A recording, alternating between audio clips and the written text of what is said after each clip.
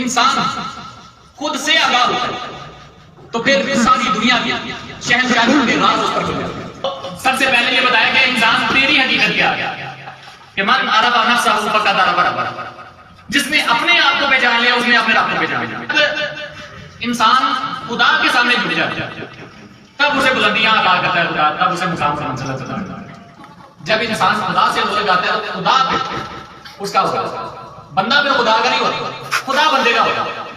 کیا ہے کہ خدا بندے سے خود پوچھے بتا تیری رضا کیا ہے۔ غلام جو ہیں وہ پھر شہنشاہی کے مقام اور مرتبے پر ہوتے ہیں۔ کیسے کہ وہی جناب بلال حبشی رضی اللہ تعالیٰ عنہ خلیفہ دوم کی مجلس میں بیٹھے ہیں، اور خلیفہ دوم عمر فاروق کے جن کے نام سے دنیا کانپتی تھی، اگر پتہ چلتا کہ عمر کی فوج آ رہی ہے تو اپنا تخت و تاج بادشاہ خود اتار کے ان کے قدموں کے نیچے رکھتے تھے۔ وہ خلیفہ جس کے نام سے دنیا کانپتی تھی، ساری دنیا میں ان کی شہرت کا ڈنکا ہے۔ اب ہوتا گیا کہ مسند خلافت پر براجمان ہو کر وہ خلیفہ کہتے ہیں کہ یا سیدنا بلال، اے میرے آقا بلال، تو یہ کس وجہ سے یہ شہرت، یہ نام آوری، یہ عزت، یہ بڑائی ملی؟